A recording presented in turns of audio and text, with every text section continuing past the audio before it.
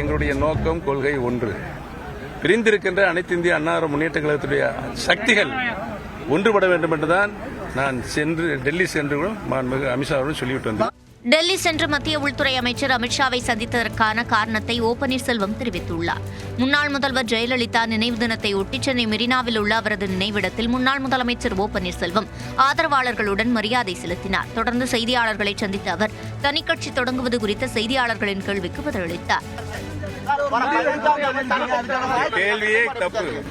கேள்வியே தப்பு. நான் எந்த சூழ்நிலையும் எப்பொழுதும் தனிக்கட்சி ஆரம்பிப்பேன் என்று சொல்லவில்லை. நீங்கள் கேள்வி கேட்பதை தவிர்க்கவும். தவைக்காவில் இணைந்த செங்கோட்டையன் தன்னிடம் பேசவில்லை என கூறிய OPS தமிழ்நாட்டு மக்களின் எண்ணத்தின்படி அடுத்த கட்ட நகர்வுகள் இருக்கும் என்றார். திருப்பரங்குன்றம் விவகாரத்தில் திமுக அரசு உள்நோக்கத்துடன் செயல்படுவதாக VK சசிகலா குற்றம் சாட்டியுள்ளார். மறைந்த முதலமைச்சர் ஜெயலலிதாவின் நினைவு நாளையொட்டி சென்னை மெரினா கடற்கரையில் உள்ள அவரது நினைவிடத்தில் அவரது தோழி VK சசிகலா மரியாதை செலுத்தி உறுதிமொழி ஏற்றார். பின்னர் செய்தியாளர்களை சந்தித்த அவர் திருப்பரங்குன்றம் விவகாரத்தில் தெரிந்தும் தெரியாத மாதிரியும் திமுக செயல்படுவதாக குற்றம் சாட்டினார். ஒரு அரசாங்கத்துல செஞ்சு ஏற்கனவே இந்த தீர்ப்பு இருக்கும் போது இது திமுக அரசாங்கத்துக்கு தெரியாம இருக்கா அல்லது வேண்டுமென்றே அரசியல் நோக்கத்தோடு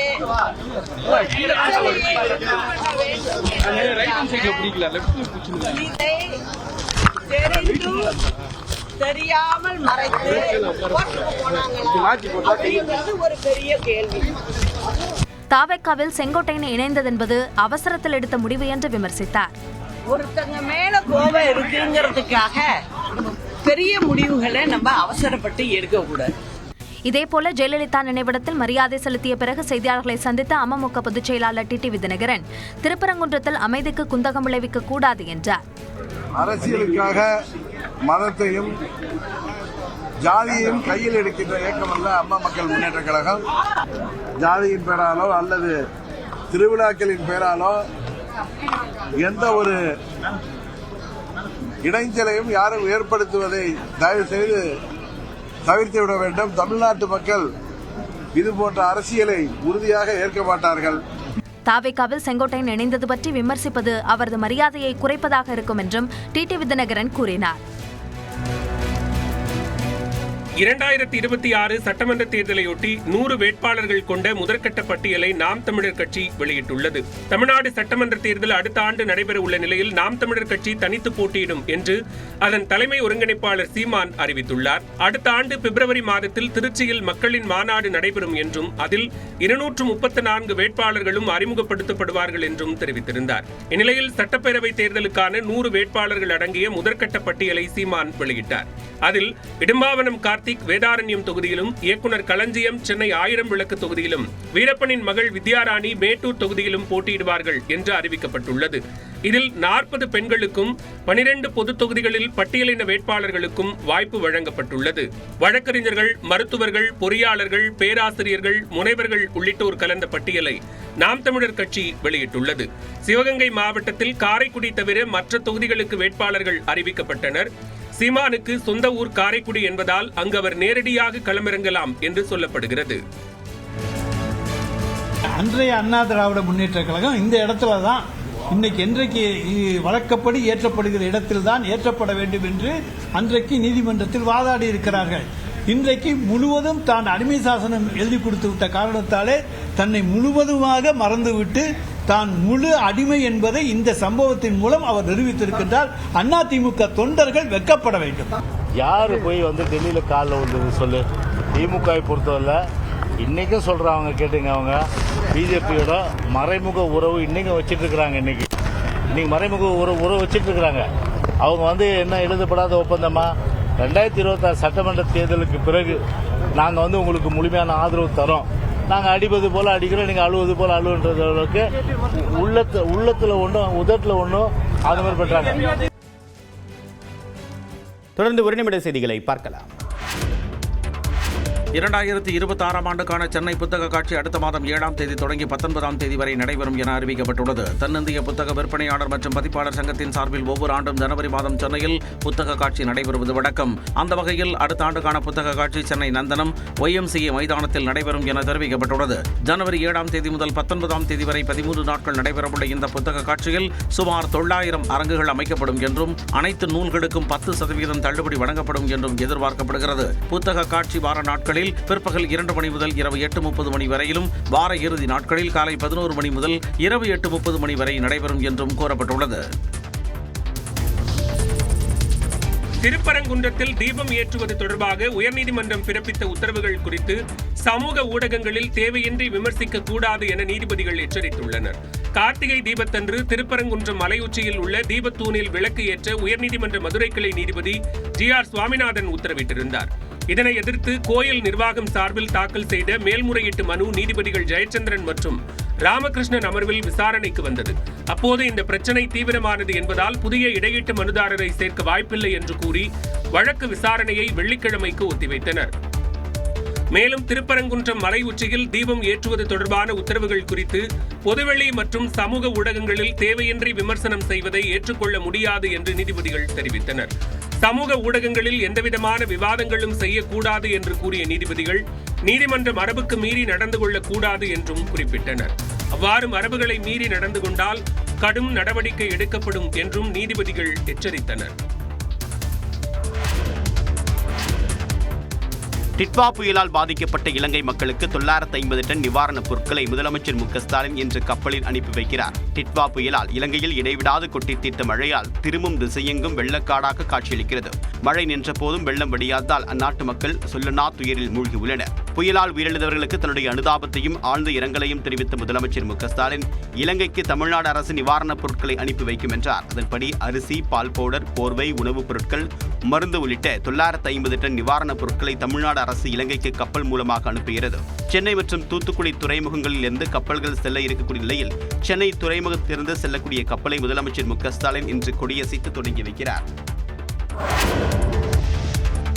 மதத்தை வைத்து குழப்பத்தை ஏற்படுத்தலாம் என்போரின் ஆசை தமிழ்நாட்டில் பலிக்காது என்று துணை முதலமைச்சர் உதயநிதி ஸ்டாலின் தெரிவித்துள்ளார். திருவண்ணாமலை திருக்கோவிலூர் சாலையில் உள்ள மாவட்ட திமுக அலுவலகத்தில் வடக்கு மண்டல இளைஞரணி கழக நிர்வாகிகளுடன் அவர் தனித்தனியே நேர்காணல் நடத்தினார்.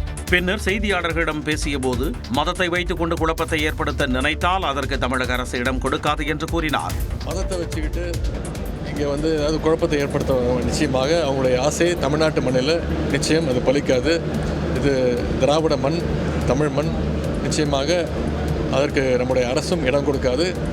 நிச்சயமாக தமிழ்நாட்டு மக்கள் இதை விரும்ப மாட்டாங்க. இதைத் தொடர்ந்து விழுப்புரம் மாவட்டம் செஞ்சியில் திமுக சார்பில் வாக்குச்சாவடி முகவர்கள் மற்றும் நிர்வாகிகள் ஆலோசனைக் கூட்டத்தில் அவர் கலந்து கொண்டார். நிகழ்ச்சியில் பேசிய அவர் முன்பு அமித்ஷாவை சந்திக்க டெல்லிக்கு திருட்டுத்தனமாக சென்று வந்த அதிமுக முக்கிய நிர்வாகிகள் தற்பொழுது வெளிப்படையாக செல்வதாக கூறினார்.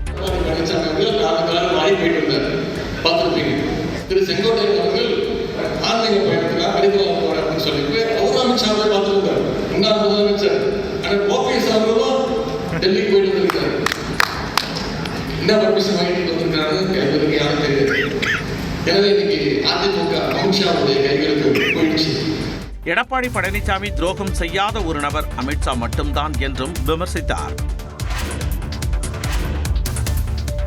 தமிழ்நாட்டில் 6,39,00,000 SIR படிவங்கள் விநியோகிக்கப்பட்ட நிலையில் பூர்த்தி செய்யப்பட்ட 98% படிவங்கள் கணினிமயமாக்கப்பட்டுள்ளதாக இந்திய தேர்தல் ஆணையம் தெரிவித்துள்ளது. பீகாரை தொடர்ந்து தமிழ்நாடு, கேரளா, சத்தீஸ்கர், மேற்கு வங்கம், குஜராத், புதுச்சேரி உள்ளிட்ட 12 மாநிலங்கள் மற்றும் யூனியன் பிரதேசங்களில் SIR எனப்படும் தீவிர வாக்காளர் திருத்த பணிகள் நடைபெற்று வருகின்றன. தமிழ்நாட்டில் டிசம்பர் 4ஆம் தேதியுடன் பணிகளை முடிக்க திட்டமிட்டிருந்த நிலையில் ஒரு வாரம் கூடுதலாக கால அவகாசம் அளிக்கப்பட்டுள்ளது. இந்த நிலையில் நாடு முழுவதும் 50,92,00,000 SIR படிவங்கள் விநியோகிக்கப்பட்டுள்ளதாகவும் அதில் பூர்த்தி செய்யப்பட்ட 49,18,00,000 படிவங்கள் கணினியில் பதிவேற்றம் செய்யப்பட்டுள்ளதாக இந்திய தேர்தல் ஆணையம் தெரிவித்துள்ளது. தமிழ்நாட்டில் 6,39,00,000 அதாவது 99.81% படிவங்கள் வழங்கப்பட்ட நிலையில் பூர்த்தி செய்யப்பட்ட 6,29,00,000 படிவங்கள் அதாவது 98.23% கணினியில் பதிவேற்றம் செய்யப்பட்டுள்ளன. என்னை பார்த்த நிமிடத்தில் நான் உங்கள் ஃபேன் என்று சொல்லி அவர் சொன்ன நிமிடத்தில் நான் மெய்சிலிர்த்து போனேன். விஜய் முன்னிலையில் தாவேக்காவில் இணைந்த பிறகு திராவிட இயக்க பேச்சாளர் நாஞ்சில் சம்பத் தெரிவித்த கருத்துக்களை இவை. திமுக, மதிமுக, அதிமுக, அமமுக ஆதரவு, திமுக ஆதரவு என தனது அரசியல் பயணத்தை தொடர்ந்த நாஞ்சில் சம்பத் தற்போது தமிழக வெற்றிக் கழகத்தில் ஐக்கியமாகியுள்ளார். தவிக தலைவர் விஜய்க்கு நீ முதல்வராகலாம் என்ற புத்தகத்தை வழங்கிய நாஞ்சில் சம்பத் தன்னை தவிகவில் இணைத்துக் கொண்டார். இதைத் தொடர்ந்து சென்னை ஆழ்வார்பேட்டையில் செய்தியாளர்களிடம் பேசியவர் நாடு முழுவதும் கட்சியின் பரப்புரையாளராக பவனி வர விஜய் அனுமதித்திருப்பதாக கூறினார். இதனிடையே பாஜக கொள்கை எதிரி என்ற நிலைப்பாட்டில் விஜய் மாறவில்லை என்றார். அவர்கிட்ட கேட்டேன், நீங்க பிஜேபிக்கு கூட ஒரு இணக்கமான போக்கு இருப்பதாக சொல்லுகிறார்கள். அப்படி ஒன்றும் இல்லை. அதிகாரத்தில் இருக்கிற கட்சி தேர்தல் இங்கே நடக்க போகுது. அதனால இதை கூர்மையாக விமர்சிக்கிறேன். அதற்கு நேரம் வரும்பொழுது பார்த்துக் கொள்ளலாம். திருப்பரங்குன்றம் விவகாரத்தில் விஜய் கருத்து சொல்லாமல் இருப்பதுதான் நல்லது என்றும் நாஞ்சில் சம்பத் தெரிவித்தார். மேகதாது அணை தொடர்பாக மத்திய நீர் ஆணையம் அனுப்பிய அறிக்கையை ஆணையத்திற்கு திருப்பி அனுப்பிவிட்டதால் அது தொடர்பான விவாதம் தேவையில்லை என காவிரி மேலாண்மை ஆணைய தலைவர் ஹல்தர் தெரிவித்துள்ளார். தஞ்சாவூர் மாவட்டம் கல்லணையில் காவிரி மேலாண்மை ஆணைய தலைவர் ஹல்தர் ஆய்வு செய்தார். இதையடுத்து செய்தியாளர்களிடம் பேசிய அவர் மேகதாது அணை திட்டத்தை கர்நாடக அரசு முன்மொழிந்ததாகவும் ஆனால் அணை கட்டுவது தொடர்பான விரிவான அறிக்கையை இன்னும் தயாரிக்கப்படவில்லை என்றும் கூறினார். விரிவான அறிக்கை தயாரிக்கப்படாமல் உள்ள நிலையில் அது குறித்து பேசி என்ன பயன் என்றும் காவிரி மேலாண்மை ஆணைய தலைவர் ஹல்தர் கேள்வி எழுப்பினார். Meghadattu has been deferred to CWMA. It has been returned to the CWC. Yeah, it is no more pending with us. There is no issue to be discussed on Meghadattu. The project is yet, the DPR is yet to be finalized. Once the project DPR is not ready, so commenting on a project like this is of no use. முன்னதாக தஞ்சை பெரிய கோவிலில் ஹல்தர் உள்ளிட்ட காவிரி மேலாண்மை ஆணைய அதிகாரிகள் சாமி தரிசனம் செய்தனர். ராமநாதபுரம் மாவட்டம் கீழக்கரை அருகே 2 கார்கள் நேருக்கு நேர் மோதிய விபத்தில் ஐயப்ப பக்தர்கள் உட்பட 5 பேர் உயிரிழந்தது சோகத்தை ஏற்படுத்தியுள்ளது. ஆந்திராவிலிருந்து ராமேஸ்வரம் வழியாக ஐயப்ப பக்தர்கள் சிலர் காரில் சபரிமலை சென்று கொண்டிருந்தனர். கீழக்கரை காவல் நிலையம் அருகே வந்தபோது கீழக்கரையிலிருந்து ஏர்வாடி நோக்கி சென்ற கார் மீது நேருக்கு நேர் மோதி விபத்துக்குள்ளானது. இதில் ஒரு காரின் முன்பகுதி அப்பளம் போல் நொறுங்கியது. இந்த விபத்தில் ஐயப்ப பக்தர்கள் உட்பட 5 பேர் உயிரிழந்தனர். 7 பேர் படுகாயமடைந்தனர். அவர்களை சக வாகன ஓட்டிகளும் அப்பகுதி மக்களும் மீட்டு ராமநாதபுரம் அரசு மருத்துவக் கல்லூரி மருத்துவமனையில் அனுமதித்தனர். ஓட்டுநர்கள் தூக்க கலக்கத்தில் இருந்ததால் விபத்து நடந்திருக்கலாம் என்று கூறப்படுகிறது. விபத்து குறித்து வழக்கு பதிவு செய்து போலீசார் விசாரணை நடத்தி வருகின்றனர். தெலுங்கானா மாநிலம் ஹைதராபாத் அருகே 50 லட்சம் ரூபாய் மோசடி தொடர்பாக நடைபெற்ற விசாரணையில் 4 கோடி ரூபாய் ஹவாலா பணம் சிக்கிய சம்பவம் பரபரப்பை ஏற்படுத்தியது. நாகோலை சேர்ந்த விஸ்வநாத் ஆச்சாரி என்பவர் முகமது பாஷா என்பவர் தன்னை ஏமாற்றி 50 லட்சம் ரூபாய் மோசடி செய்தாக சமீர்பேட்டை காவல் நிலையத்தில் புகார் அளித்திருந்தார். இது தொடர்பாக சமீர்பேட்டை காவல் நிலைய காவலர்கள் தீவிர விசாரணை நடத்தி வந்த நிலையில் நாக்பூரிலிருந்து பெங்களூருவுக்கு ஹைதராபாத் வழியாக 4 கோடி ரூபாய் ஹவாலா பணம் காரில் கொண்டு செல்லப்படுவதாக காவலர்களுக்கு தகவல் கிடைத்தது. இதன் பேரில் போவன்பள்ளி அருகே காவலர்கள் வாகன சோதனை நடத்திய போது அந்த வழியாக வந்த காரை நிறுத்தி சோதனை மேற்கொண்டனர். அப்போது காரின் இருக்கைக்கு அடியில் மற்றும் ஸ்டெப்னியில் பண்டல் பண்டலாக 4 கோடி ரூபாய் இருப்பது தெரிய வந்தது. இதைத் தொடர்ந்து காரில் இருந்த பிரகாஷ் கீர்த்திபாய், பிரக்னேஷ் கீர்த்திபாய் ஆகிய இருவரையும் கைது செய்தனர். நெல்லை வரும் ஐயப்ப பக்தர்களை குறிவைத்து பிரபல அல்வா நிறுவனத்தின் பெயரில் போலியாக கவர் அச்சிட்டு அல்வா விற்பனை செய்த 5 கடைகளுக்கு சீல் வைக்கப்பட்டது. அல்வாவுக்கு பெயர் போன நிலையில் சுற்றுலா பயணிகள் உள்ளிட்டோரை குழப்பும் வகையில் பல்வேறு கடைகள் ஒரே பெயரில் இயங்கி வருகின்றன. தற்பொழுது சபரிமலை ஐயப்பன் கோவிலில் தரிசனம் செய்துவிட்டு திரும்பும் பக்தர்கள் நெல்லையப்பரை தரிசிக்க நெல்லைக்கு அதிக அளவில் வருகை தருகின்றனர். இந்நிலையில் நெல்லை சந்திப்பு பகுதியில் சிலர் பிரபல அல்வா கடையான சாந்தி ஸ்வீட்ஸ் பெயரில் உள்ள எழுத்துக்களை மாற்றி கவர் அச்சிட்டு அல்வா விற்பதாக உணவு பாதுகாப்பு துறைக்கு புகார் கிடைத்தது. இதையடுத்து நெல்லை டவுன் ரத வீதிகள் மற்றும் நெல்லை டவுன் பகுதியில் உணவு பாதுகாப்புத்துறை அதிகாரிகள் அதிரடியாக நடத்திய சோதனையில் 5 கடைகளில் சாந்தி ஸ்வீட்ஸ் பெயரில் போலியாக அல்வா தயாரித்து விற்பனையில் ஈடுபட்டது உறுதி செய்யப்பட்டது.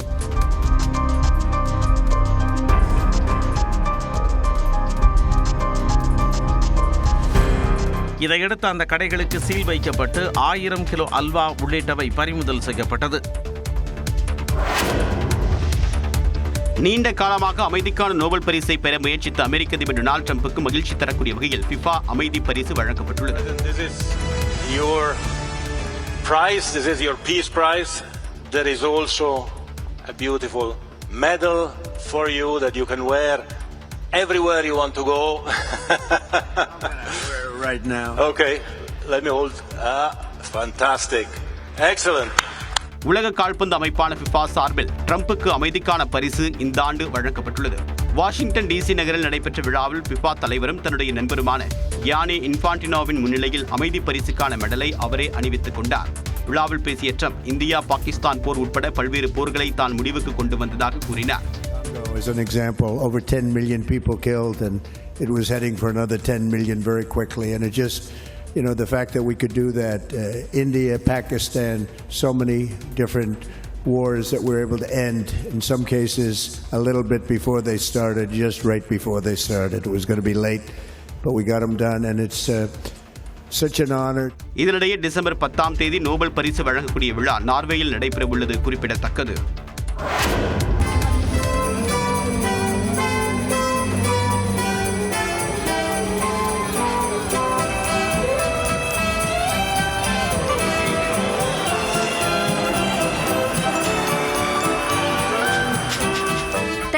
ஐரோப்பிய நாடான ருமேனியாவில் கிறிஸ்துமஸ் கொண்டாட்டம் களை கட்ட தொடங்கியுள்ளது. தலைநகர் புக்காரெஸ்டை சுற்றியுள்ள சிபியு, க்ளூஜ், கிரையோவா மற்றும் பிரசோவ் ஆகிய நகரங்கள் கிறிஸ்துமஸ் பண்டிகையை முன்னிட்டு விழாக்கோலம் பூண்டுள்ளன. வண்ண வண்ண விளக்குகளுக்கு மத்தியில் ஜொலிக்கும் கடைகளில் பொருட்களை வாங்க மக்கள் ஆர்வமுடன் திரண்டனர்.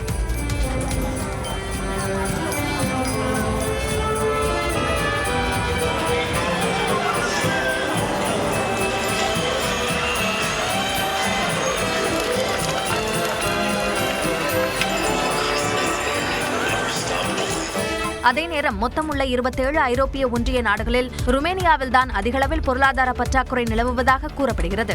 இதுபோன்ற சூழலில் வீண் செலவுகளை குறைத்து சேமிப்பில் கவனம் செலுத்த வேண்டும் என்று ஒரு தரப்பினர் கூறி வருகின்றனர். இந்தியா தென்னாப்பிரிக்கா அணிகளுக்கு இடையிலான 3வது ஒருநாள் கிரிக்கெட் போட்டி விசாகப்பட்டினத்தில் இன்று நடைபெறவுள்ளது. 3 போட்டிகள் கொண்ட தொடரில் இரு அணிகளும் தலா ஒரு போட்டியில் வெற்றி பெற்றுள்ளன. இரு போட்டிகளிலும் இந்தியா முதலில் பேட்டிங் செய்தது. முதல் போட்டியில் 349 ரன்களை குவித்து 17 ரன்கள் வித்தியாசத்தில் வென்ற இந்திய அணி 2வது போட்டியிலும் 358 ரன்களை குவித்த நிலையில் 4 விக்கெட் வித்தியாசத்தில் தோல்வியை கண்டது. இந்நிலையில் தொடரை தீர்மானிக்கும் போட்டியாக 3வது போட்டி அமைந்துள்ளது. சாம்பியன்ஸ் கோப்பை தொடரை கைப்பற்றிய பின்னரும் கேப்டன் பொறுப்பிலிருந்து ரோஹித் சர்மா விடுவிக்கப்பட்ட பின்னரும் இந்தியா ஒருநாள் தொடரை கைப்பற்றவில்லை. ஏற்கனவே டெஸ்ட் தொடரை 2-0 என்ற கணக்கில் இழந்த இந்திய அணி ஒருநாள் தொடரை வென்றே ஆக வேண்டிய கட்டாயத்தில் இருக்கிறது. இந்நிலையில் விசாகப்பட்டினம் ஆடுகளம் பேட்டிங்கிற்கு சற்று சாதகமாக இருப்பதால் வாஷிங்டன் சுந்தருக்கு ஓய்வளித்து மிடில் ஆர்டர் பேட்டிங்கை பலப்படுத்த திலக் வர்மாவுக்கு வாய்ப்பளிக்க அணி நிர்வாகம் திட்டமிட்டிருப்பதாக கூறப்படுகிறது. இரு அணிகளும் சேர்ந்து 690 ரன்கள் எடுத்தால் அதிக ரன்கள் குவிக்கப்பட்ட 3 போட்டிகள் கொண்ட ODI தொடர் என்ற சாதனை படைக்கப்படும் என்பது குறிப்பிடத்தக்கது. தமிழ்நாட்டில் நேற்று பல்வேறு மாவட்டங்களில் கனமழை பெய்தது. அடுத்த ஒரு வாரத்திற்கு மிதமான மழைக்கு வாய்ப்பு இருப்பதாக சென்னை வானிலை ஆய்வு மையம் தெரிவித்துள்ளது. தேனி மாவட்டத்தில் முருகமலை, தாமரைக்குடம், வடுகபட்டி, சோத்துப்பாறை அணை, கும்பக்கரை அருவி மற்றும் வனப்பகுதியை ஒட்டிய இடங்களில் கனமழை கொட்டி தீர்த்தது. பெரியகுளம் மற்றும் அதன் சுற்றுவட்டார பகுதிகளில் சுமார் 1 மணி நேரத்திற்கு மேலாக மிதமான மழை பெய்தது. நாகை மாவட்டத்தில் வெடிப்பாளையம், காடம்பாடி, பால்பண்ணைச்சேரி, நாகூர், தெத்தி, சங்கமங்கலம், பாலையூர் உள்ளிட்ட பல்வேறு பகுதிகளில் சுமார் 1 மணி நேரம் கனமழை பெய்த நிலையில் மாவட்ட ஆட்சியர் அலுவலக வளாகத்தில் மழைநீர் தேங்கியது. திண்டுக்கல் மற்றும் தாடிக்கொம்பு, அகரம், செட்டி நாயக்கன்பட்டி, சிறு நாயக்கன்பட்டி, அங்கிங்கு நகர் உள்ளிட்ட பகுதிகளில் பெய்த மழையால் குளிர்ச்சியான சூழல் நிலவியது. கொடைக்கானலில் கனமழை வெளுத்து வாங்கியது. மழையையும் பொருட்படுத்தாமல் சுற்றுலா பயணிகள் படகு சவாரி செய்து மகிழ்ந்தனர். விருதுநகர் மாவட்டம் அருப்புக்கோட்டை சுற்றுவட்டார பகுதிகளான பாளையம்பட்டி, ஆத்திப்பட்டி, கஞ்சநாயக்கன்பட்டி, சுக்கிலநத்தம், வெள்ளையாபுரம் உள்ளிட்ட பகுதிகளில் பெய்த மழையால் இதமான சூழல் நிலவியது. சென்னை மற்றும் சுற்றுவட்டார பகுதிகளில் நேற்று மழையின்றி மேகமூட்டமாக காணப்பட்டது. மழைநீர் வடியாததால் மாதவரம் ரவுண்டானாவில் இருந்து செங்குன்றம் செல்லும் நெடுஞ்சாலையை ஒட்டியுள்ள பகுதிகள் திரும்பிய பக்கமெல்லாம் வெள்ளக்காடாக காட்சியளித்தது.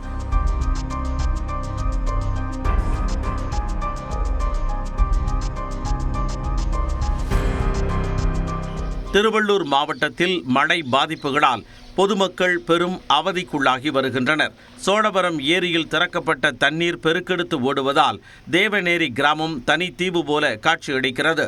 சாலைகளில் தண்ணீர் பெருக்கெடுத்து ஓடுவதால் தேவநேரி, எருமை வெட்டி பாளையம் உள்ளிட்ட கிராம மக்கள் டிராக்டர் மூலம் ஆபத்தான முறையில் பயணித்து வருகின்றனர்.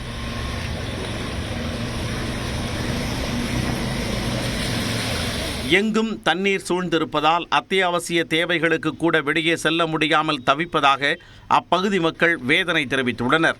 போறதுக்கு வழியில ஒரு மாசமாக பொண்ணுகளை இட்டு போக முடியல, இட்டு வர முடியல. வயசானவங்களா இருக்கிறாங்க, எப்படி போவாங்க, எப்படி வருவாங்க? இதுக்கு என்ன ஒரு முடிவு பண்ணமா இல்லையா? இவங்க கம்பெனி தான் அர்த்தம். அப்புறமா அதான் சார் எங்களுக்கு வேற ஒண்ணு சார். இதுக்கு சார் மழை வந்தா இப்படிதான் சார் இருக்கான். சோழவரம் ஏரியில் இருந்து உபரி நீர் வெளியேறியதில் சுமார் 200 ஏக்கர் விளை நிலங்களும் நீரில் மூழ்கியுள்ளன. இதனிடையே தென்மேற்கு வங்கக்கடல் மற்றும் அதனை ஒட்டிய பகுதிகளின் மேல் ஒரு வளிமண்டல கீழடுக்கு சுழற்சி நிலவும் நிலையில் இன்று தமிழ்நாடு மற்றும் புதுச்சேரியில் கனமழையின்றி மிதமான மழைக்கே வாய்ப்பு உள்ளதாக சென்னை வானிலை ஆய்வு மையம் தெரிவித்துள்ளது. சென்னை மற்றும் புறநகர் பகுதிகளில் வானம் ஓரளவு மேகமூட்டத்துடன் காணப்படும் என்றும் நகரின் ஒரு சில பகுதிகளில் இடி மின்னலுடன் மிதமான மழை பெய்யக்கூடும் என்றும் கூறப்பட்டுள்ளது. தொடர்ந்து எக்ஸ்பிரஸ் 18 செய்திகளை பார்க்கலாம். வங்கிகளுக்கான குறுகிய கால கடனுக்கான ரெப்போ வட்டி விகிதம் 0.25% குறைக்கப்பட்டுள்ளதாக ரிசர்வ் வங்கி ஆளுநர் சஞ்சய் மல்ஹோத்ரா அறிவித்தார். இதன் மூலம் ரெப்போ வட்டி விகிதம் 5.50% தற்போது 5.25% குறைந்துள்ளது. ரெப்போ வட்டி விகிதம் என்பது வணிக வங்கிகளுக்கு ரிசர்வ் வங்கி வழங்கும் கடனுக்கான வட்டி விகிதமாகும். இதன் மூலம் வீட்டு மற்றும் வாகன கடனுக்கான வட்டி விகிதம் குறையும் என்பதால் பொதுமக்கள் மகிழ்ச்சியடைந்துள்ளனர். கிறிஸ்துமஸ், புத்தாண்டு, பொங்கல் பண்டிகையை ஒட்டி டிசம்பர், ஜனவரி மாதங்களில் மேட்டுப்பாளையம் உதகை இடையே சிறப்பு மலை ரயில் இயக்கப்பட உள்ளது. வருகிற 25ஆம் தேதி முதல் ஜனவரி 26ஆம் தேதி வரையிலான காலகட்டத்தில் குறிப்பிட்ட நாட்களில் இந்த சேவை வழங்கப்பட உள்ளது. சேலம் ரயில்வே கோட்ட நிர்வாகத்தின் இந்த அறிவிப்பால் சுற்றுலா பயணிகள் மகிழ்ச்சி அடைந்துள்ளனர்.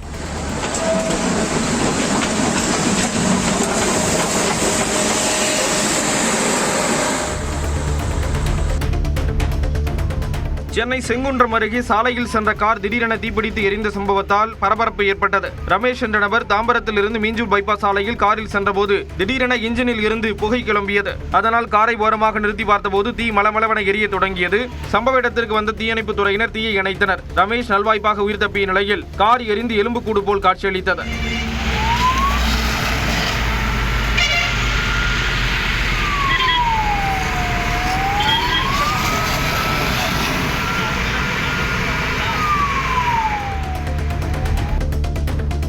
கேரள மாநிலம் கொல்லம் அருகே சாலை திடீரென உள்வாங்கியதால் வாகனங்கள் சிக்கி பரபரப்பு ஏற்பட்டது.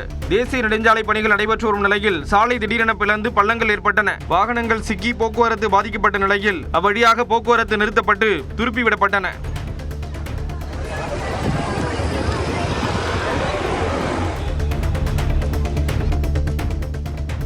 குடும்ப வறுமையை போக்க துபாய்க்கு வேலைக்கு சென்று உயிரிழந்த கணவரின் உடலை சொந்த ஊருக்கு கொண்டுவர உதவுமாறு அவரது மனைவி மற்றும் உறவினர்கள் புதுக்கோட்டை மாவட்ட ஆட்சியர் அலுவலகத்தில் கண்ணீருடன் மனு அளித்தனர். நெருஞ்சிப்பட்டி கிராமத்தைச் சேர்ந்த முத்துக்கருப்பன் 2023ஆம் ஆண்டு துபாய்க்கு சென்ற நிலையில் கடந்த 3ஆம் தேதி இறந்துவிட்டதாக கூறப்படுகிறது. இந்த நிலையில் இறப்பில் சந்தேகம் இருப்பதாகவும் அவரது மனைவி சித்ரா மற்றும் உறவினர்கள் மாவட்ட ஆட்சியரகத்தில் மனு அளித்தனர். கடலூரில் 1 கிலோ தக்காளி 10 ரூபாய்க்கு விற்கப்பட்டதால் அதனை டோக்கன் வாங்கி போட்டி போட்டு மக்கள் வாங்கி சென்றனர். கடந்த சில நாட்களாக தக்காளி கிலோ 50 ரூபாய்க்கு விற்பனை செய்யப்பட்டு வந்தது. இந்த நிலையில் கடலூர் துறைமுகம் சாலக்கரையில் 1 கிலோ தக்காளி 10 ரூபாய்க்கு விற்பனை செய்யப்பட்டது. இந்த தகவலை அறிந்ததும் மக்கள் போட்டி போட்டு கடைமுன் குவிந்தனர். கூட்டத்தை கட்டுப்படுத்தும் பொருட்டு டோக்கன் விநியோகிக்கப்பட்டு தக்காளி விற்பனை செய்யப்பட்டது. குறைந்த விலை காரணமாக 1 மணி நேரத்தில் 1 டன் தக்காளி விற்று தீர்ந்தது. புதுச்சேரி துறைமுக முகத்துவாரத்தில் தூர்வாரும் கப்பல் சிக்கிக்கொண்ட நிலையில் அதனை மீட்கும் பணிகளில் ஊழியர்கள் ஈடுபட்டனர். புதுச்சேரி துறைமுக முகத்துவார பகுதியில் கடல் மண்ணால் ஏற்படும் அடைப்புகளை சரிசெய்ய இந்த கப்பல் நிறுத்தப்பட்டிருந்தது. கடந்த ஒரு வாரமாக கடல் சீற்றம் காரணமாக பாதுகாப்பாக நடுக்கடலில் நிறுத்தப்பட்டிருந்தது. மழை ஓய்ந்த நிலையில் தூர்வாரும் பணிக்காக முகத்துவாரத்திற்கு கொண்டு வந்த போது திடீரென சிக்கிக்கொண்டது. கடலூர் மாவட்டம் தாழங்குடா அருகே நடுக்கடலில் படகு கவிழ்ந்த நிலையில் மீனவர்கள் 3 பேர் நீச்சல் அடித்தபடி கரை திரும்பினர். கடலில் மீன்பிடித்துக் கொண்டிருந்த போது காற்றுடன் கடல் சீற்றமாக காணப்பட்ட நிலையில் படகு கவிழ்ந்து விபத்துக்குள்ளானது. சேதமடைந்த படகை கயிறு கட்டி இழுத்து மீனவர்கள் கரைக்கு கொண்டு வந்தனர்.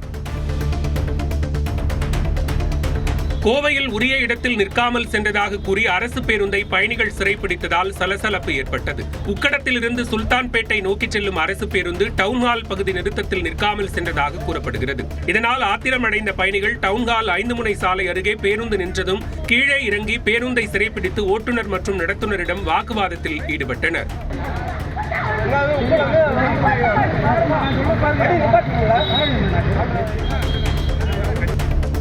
ராமநாதபுரம் மாவட்டம் கமுதி அருகே சாலையை சீரமைக்க கோரி வாக்காளர் அடையாள அட்டையை சாலையில் வீசியும் விதை விதைத்தும் கிராம மக்கள் நூதன போராட்டம் மேற்கொண்டனர். பொட்டப்புள்ளி கிராமத்தில் 15 ஆண்டு காலத்திற்கு முன்பு போடப்பட்ட தார்ச்சாலை ஜல்லிக்கற்கள் பெயர்ந்து குண்டும் குழியுமாக உள்ளதாக கூறி இந்த போராட்டம் நடைபெற்றது. பலமுறை புகார் அளித்தும் எந்த நடவடிக்கையும் இல்லை என்றும் மக்கள் குற்றம் சாட்டினர். புதுக்கோட்டை மாவட்டம் கரம்பக்குடி அருகே பிறந்து 15 நாட்களே ஆன தனது குழந்தையை பார்த்துவிட்டு பைக்கில் சென்றவர் பள்ளி வாகனம் மோதி பரிதாபமாக உயிரிழந்தார். தஞ்சாவூர் மாவட்டம் வத்தலம்பட்டியைச் சேர்ந்தவரான விஜய்க்கு 15 நாட்களுக்கு முன்னர் ஆண் குழந்தை பிறந்த நிலையில் குழந்தையை பார்க்க தனது மனைவியின் ஊரான முதலிப்பட்டிக்கு வந்திருந்தார். குழந்தையை பார்த்துவிட்டு வீட்டுக்கு திரும்பிக் கொண்டிருந்த போது தனியார் பள்ளியின் வாகனம் மோதியதில் உயிரிழந்தார். கடலூர் மாவட்டம் விருத்தாசலம் அருகே குடிநீர் விநியோகம் செய்யப்படாததை கண்டித்து காலிக்குடங்களுடன் பொதுமக்கள் போராட்டம் நடத்தினர். ஆலிச்சிக்குடி ஊராட்சியில் 3000க்கும் மேற்பட்ட மக்கள் வசித்து வருகின்றனர். கடந்த வாரம் இங்குள்ள மின்மாற்றி பழுதானதால் மேல்நிலை நீர்த்தேக்க தொட்டியின் மின் மோட்டாருக்கான மின் விநியோகம் தடைபட்டது. இதனால் குடிநீர் கிடைக்காமல் தவித்து வந்த மக்கள் திடீரென்று போராட்டத்தில் ஈடுபட்டனர். காஞ்சிபுரம் ஏகாம்பரநாதர் கோயிலில் சாந்தி யாகத்துடன் குடமுழுக்கு விழா தொடங்கியது. பஞ்சபூதங்களில் மண்தலமாக விளங்கும் இந்த கோயிலில் 17 ஆண்டுகளுக்கு பிறகு வரும் திங்களன்று காலை குடமுழுக்கு விழா நடைபெறவுள்ளது. இதற்காக 68 யாக குண்டங்கள் அமைக்கப்பட்டு 300க்கும் மேற்பட்ட சிவாச்சாரியர்கள் சிறப்பு பூஜையில் ஈடுபட்டனர்.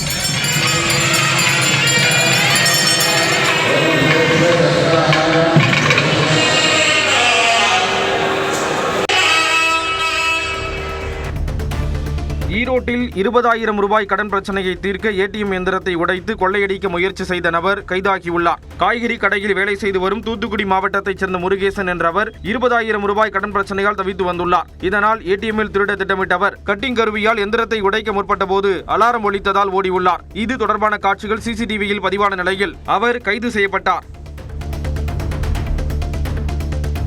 திருச்செந்தூர் சுப்பிரமணிய சுவாமி கோயில் யானை தெய்வானை வேர்க்கடலை சாப்பிட்ட வீடியோ கவனம் பெற்று வருகிறது. பக்தர் ஒருவர் தெய்வானை யானைக்காக வேர்க்கடலை வாங்கி வந்தார். ஒரு பாக்கெட் முடிந்ததும் மற்றொரு பாக்கெட்டையும் யானை சுவைத்தது. இதை அங்கு நின்று கொண்டிருந்த மக்கள் ஆச்சரியத்துடன் பார்வையிட்டனர்.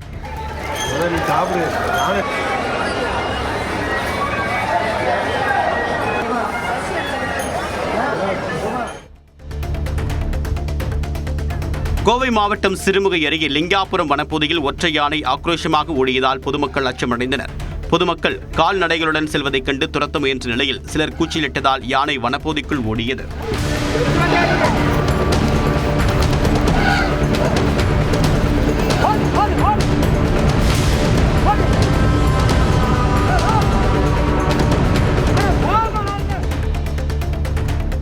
புதுச்சேரியில் புதுமை கருவிகளை கண்டுபிடித்த பள்ளி மாணவனை முதலமைச்சர் ரங்கசாமி நேரில் அழைத்து பாராட்டினார். சுற்றுச்சூழலுக்கு மாசு ஏற்படுத்தாத வகையில் பாரம்பரிய உணவுகளை சமைக்கக்கூடிய கருவி மற்றும் உடல் வலியை போக்கக்கூடிய வகையில் மற்றொரு கருவியை மாணவர் சாத்விக் கார்த்திகேயன் கண்டுபிடித்துள்ளார். உடல் வலியை போக்குறதுக்கான ஒரு மிஷினும், அது மட்டும் இல்லாமல் பாரம்பரிய உணவை வீட்டிலேயே சமைக்கிறதுக்கு இன்னொன்று ஒரு மிஷினும் கண்டுபிடிச்சிருக்கேன். தருமபுரி மாவட்ட போக்சோ சிறப்பு நீதிமன்றத்தில் பணிபுரியும் அரசு வழக்கறிஞர் லஞ்சம் வாங்கியதாக கைதாகியுள்ளார். போக்சோ வழக்கு ஒன்றில் பாதிக்கப்பட்ட சிறுமியின் சார்பாக ஆஜரான அரசு வழக்கறிஞர் கல்பனா புகார்தாரரிடம் 15,000 ரூபாய் லஞ்சமாக கேட்டதாக கூறப்படுகிறது. லஞ்ச ஒழிப்பு துறையினரின் அறிவுரைப்படி ரசாயனம் தடவிய பணத்தை புகார்தாரர் கொடுத்து அதனை அரசு வழக்கறிஞர் கல்பனா பெற்றபோது திட்டமிட்டபடி மறைந்து நின்றிருந்த லஞ்ச ஒழிப்பு துறையினர் கைது செய்தனர்.